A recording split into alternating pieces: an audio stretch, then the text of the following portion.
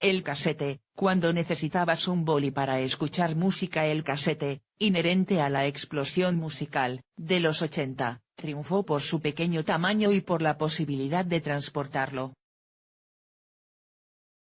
Lo crean o no, en España hay un campeón en rebobinar cintas de casete con boli Bic. Ganó el título en enero de 2015, en un concurso celebrado en la Feria Retrovites de Córdoba. Tenía 14 años y era la primera vez que hacía este gesto en su vida, pero consiguió ser el más rápido, 51 vueltas en 30 segundos. No obstante, no solo enaltecemos al casete en estas tierras. La nostalgia de lo perdido, la magia que nos arrebató la tecnología, y todos los sentimientos relacionados con cualquier tiempo pasado nos parece mejor han suscitado diversas reivindicaciones de este utensilio. La serie documental chilena Cassette, una recaudación de fondos para que vuelva al mercado o una exposición en el Espacio Telefónica de Madrid, por no hablar de fundas de móviles, camisetas y otros ítems con su imagen. En Prodigio somos muy románticos y hemos querido dejarle un espacio en la serie de tecnología viejuna. ¿Qué menos para un invento que cambió para siempre la manera de escuchar música? Siglo XX, la carrera por el trono musical. El primer casete compacto fue lanzado al mercado por Philips en 1963, que lo patentó libre de derechos para impulsarle a ser el rey de los formatos a nivel internacional.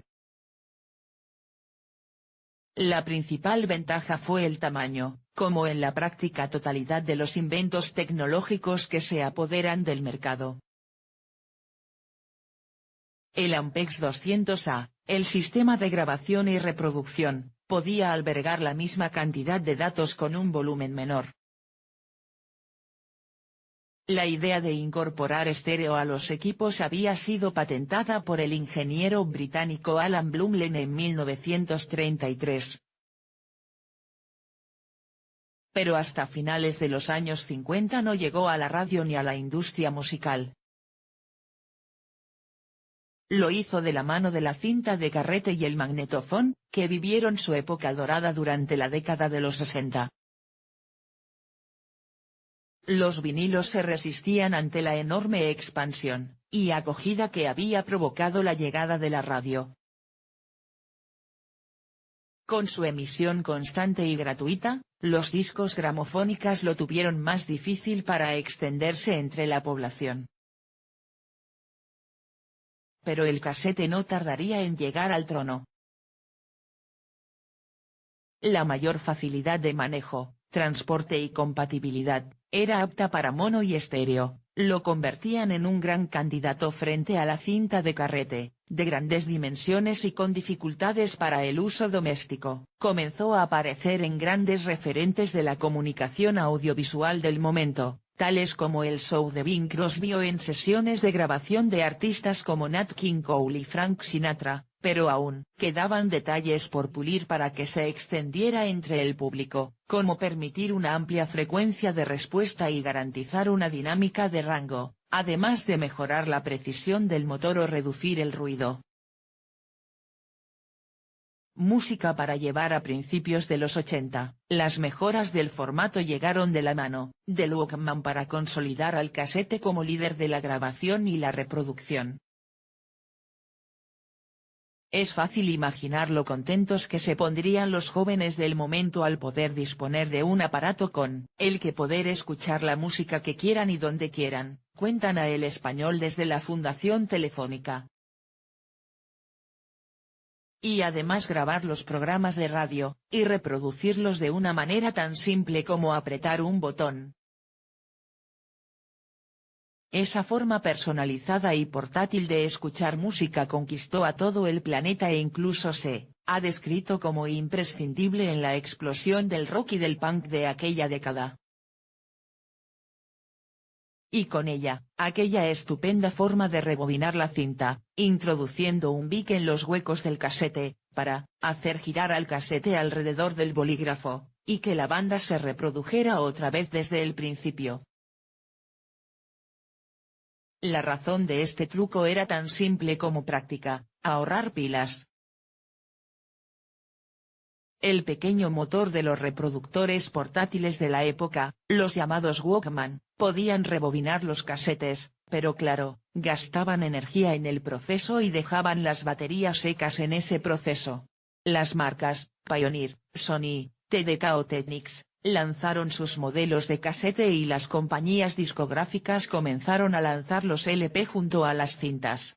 Paralelamente, distintos formatos basados en cinta magnética se enfrentaban en su propia carrera. Los casetes no servían solo para la música, sino para la incipiente informática, y el boom del vídeo doméstico que arrancó en los años 80 nos trajo una de las más célebres y largas batallas comerciales entre grandes compañías que querían imponer su propia tecnología.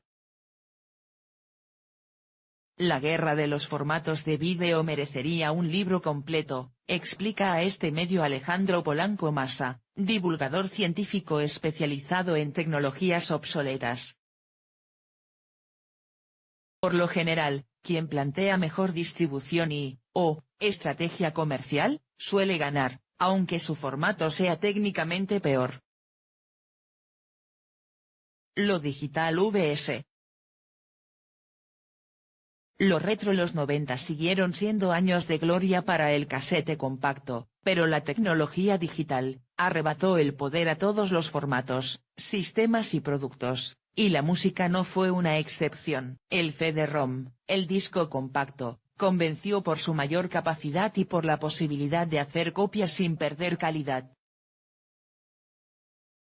En los inicios del siglo XXI, las ventas ya habían descendido notablemente, aunque hoy en día aún resisten en el mercado musical con un bajo porcentaje.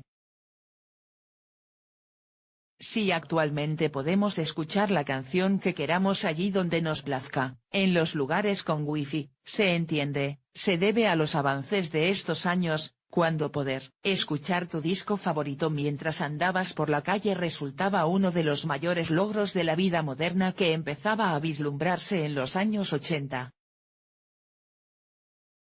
Pero siempre hay quien se niega a salir del pasado, tal y como relata Polanco Massa a este diario. Hoy se vive un extraño renacimiento, de ciertas personas, muchas de ellas con nostalgia de lo no vivido, que han vuelto a comprar Walkmans y cintas de casete de audio.